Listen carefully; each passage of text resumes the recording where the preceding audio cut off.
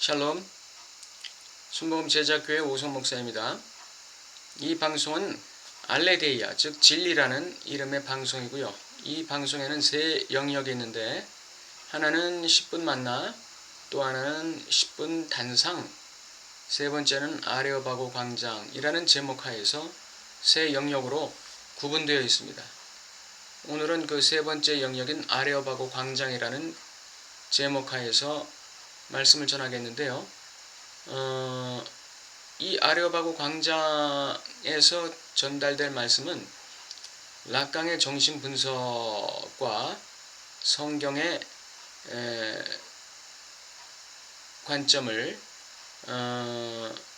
연결시켜서 그 개념적 형식을 연결시켜서 한번 알아보기를 원합니다.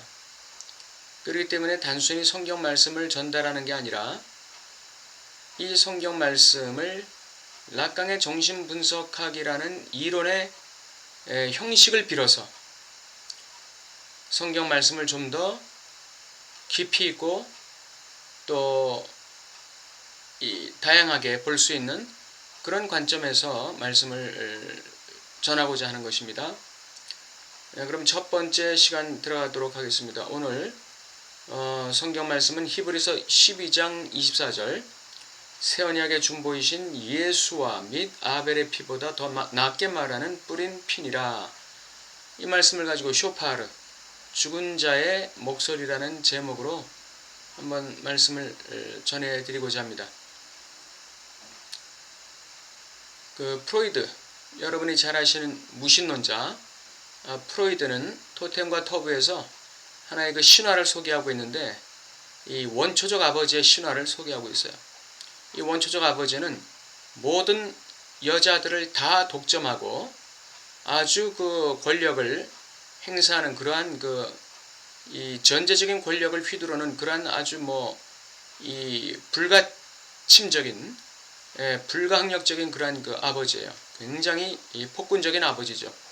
그런데 이제 아들들이 이 아버지를 죽이고 어머니를 차지하려고 하는 음모를 꾸밉니다. 그래서 결국 그 아버지를 죽였어요. 아들들이 연합해서 그 아버지를 죽였어요. 그리고 이제 어머니를 차지하려고 하는데 그 죽은 아버지의 목소리가 들리는 거예요.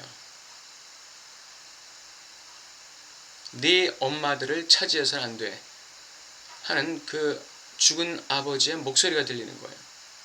그 죽은 아버지의 목소리가 바로 이 아들들이 엄마를 차지하는 것을 막은 것이죠.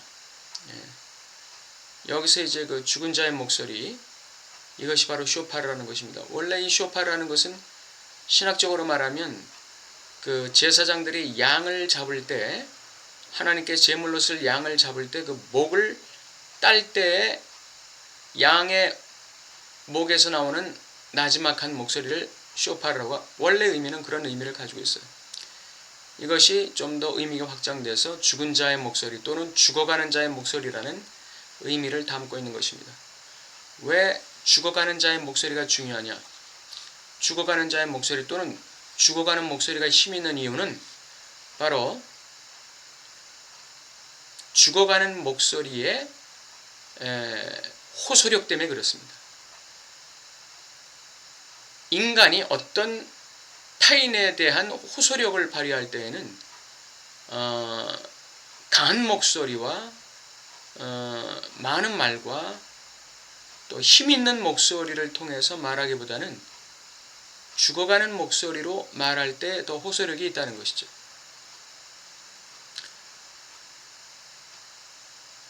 눈물로 이야기한다든지 고통스러운 목소리로 이야기한다든지 그러한 목소리들이 힘이 있는 것이죠. 그래서 락강도 똑같은 그런 그 의미의 목소리에 대해서 얘기하고 있어요. 그 아들을 거세시키는 아버지의 목소리, 이 아들을 거세시키는 아버지의 목소리를 아버지의 법이라고도 하고 부명이라고도 해요. 아버지의 이름이라고도 하죠. 이 아버지가 아들을 거세시킬 때, 거세라는 것은 어머니와의 이자관계의 향유를 떠나서 아버지의 법을 수용하고, 그리고 그 아이가 아버지의 결여를 수용함으로써 욕망의 주체로 등장하는 것, 이것이 거세거든요. 근데 그 아이를 거세시키는 아버지의 목소리는 힘 있는 목소리가 아니라는 거예요. 힘 있고 아주 이 강한 그런 명령적인 그런 목소리가 아니라 죽어가는 목소리가 아들을 거세시킨다는 것입니다. 다시 말해서 아버지가 굉장히 힘 있고 능력 있고 권력 있는 위치에 있다면 그분의 말씀은 아이에게는 하나의 이건 저항할 수 없는 목소리, 위험 있는 목소리, 불강력적인 목소리로 다가오는 것이죠. 그것은 복종을 유발시킵니다. 힘 있는 자의 목소리는 복종을 유발시켜요. 타율적인 복종을 유발시킵니다. 그러나 죽어가는 자의 목소리는 자율적이고 자발적인 복종을 유발시키는 것이죠. 이 차이가 있습니다. 락강이 말하는 아버지의 목소리라는 것은 힘 있는 강한 목소리가 아니라 죽어가는 자의 목소리, 즉 결여된 아버지의 목소리를 얘기하는 것입니다. 부모들이 아이들을 교육시킬 때 이러한 죽어가는 자의 목소리를 사용할 필요가 있어요. 그냥 목소리 힘만 주고 강하고 큰 목소리로 군기 잡으려고 하지 말고 이 아버지의 진심을 담은 나지막한 목소리로 아들 또는 딸에게 얘기할 때 오히려 더 설득력이 있다는 거예요. 그 락강이 말하는 거세시키는 아버지의 목소리가 바로 쇼파르로스의 목소리, 죽어가는 자의 목소리예요. 결여있는 아버지가 아들을 거세시키지 완벽한 아버지가 아들을 거세시키는 게 아니에요. 결여 많고 흠 많은 아버지가 아이를 거세시키는 것이지 완벽하고 권력 있고 힘 있는 아버지가 아이를 거세시키는 것이 아니라는 점을 락강의 이론은 말하고 있습니다. 우리가 잘 아는 그 쉰들러 리스트라고 있잖아요. 쉰들러가 독일 장교를 찾아가서 그 유대인들을 마음대로 죽이고 자기 쾌락의 도구로 삼는 그 장교에게 찾아가서 너 진정한 힘이 뭔지 아니? 이렇게 물어요. 장교가 아무 말도 하지 않자 쉰들러는 장교에게 이렇게 얘기합니다. 네가 유대인들 마음대로 죽일 수 있고 네 멋대로 유대인들을 부려먹을 수 있고 네가 유대인들 마음대로 처분할 수 있어. 그러나 그 힘을 쓰지 않는 게 진정한 힘이야. 쉰들러가 이렇게 얘기하죠. 이 힘이 있으면서도 불구하고 그 힘을 쓰지 않고 죽어가는 자로서 행세할 때 그때 더 호소력이 있고 그게 진정한 힘이라는 거예요. 우리 성도들이 하나님께 기도할 때 부르짖어 기도할 때 그 부르짖음 속에 죽어가는 목소리가 없으면 그 부르짖는 목소리에 힘이 없습니다. 부르짖는 목소리든 간절히 기도하는 목소리든 스쳐 지나가는 목소리든 거기에 성도의 죽어가는 음성이 담겨야 돼요. 그 죽어가는 음성이라는 게 어떤 음성일까요? 애통함의 음성, 회개함의 음성, 고통스러운 음성, 이 음성에 담겨있지 않으면 그 기도에 힘이 없다는 거예요. 나 자신의 연약함에 대해서 애통해하는 사회적인 정의와 하나님의 진리가 사회에서 경시되고 무시되고 묵살되는 데 대한 이 억울함과 분노와 처절한 고통 속에 부르짖는 그 목소리인데 그 목소리가 크던 작던 그 죽어가는 목소리로 발화될 때 그때 성도의 기도가 힘이 있다는 거예요. 자녀들을 위한 부모의 기도가 그런 기도 아니겠어요?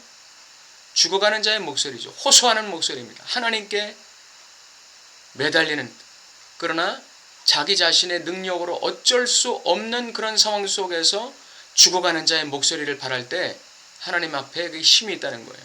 아벨의 목소리가 바로 그런 목소리라는 것입니다. 오늘 성경 본문이 말씀하시는 예수님의 뿌린 피가 바로 그런 목소리라는 거예요.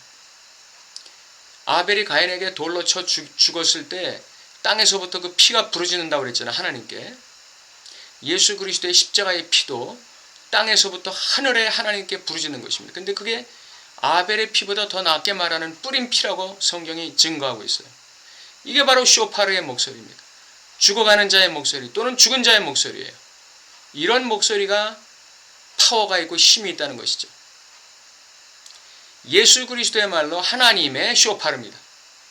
하나님은 우리 죄인들을 회개시킬 때 이놈들 회개 안 하면 다 죽여버려 이렇게 강제로 강한 목소리를 발해서 회개시킬 수 있었어요.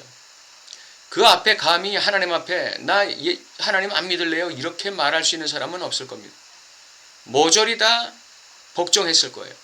그러나 하나님은 그렇게 말씀하시지 않고 자신의 죽어가는 목소리를 발휘하셨어요. 그 하나님의 죽어가는 목소리가 예수 그리스도인 것입니다.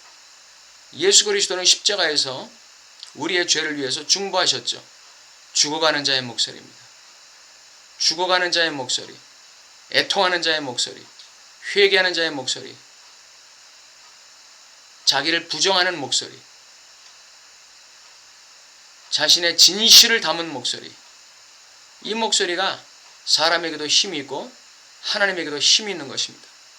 여러분 앞으로 기도할 때 이러한 쇼파르, 죽어가는 자의 목소리로 하나님께 기도하세요. 그 기도 소리가 바로 하나님께 상달되는 힘 있는 기도가 됩니다. 오늘 락강 정신분석의 이론과 성서의 만남, 아레오바고 광장의 강의는 여기서 마치도록 하겠습니다. 여러분의 삶 속에 하나님의 은혜가 함께 하시길 바랍니다.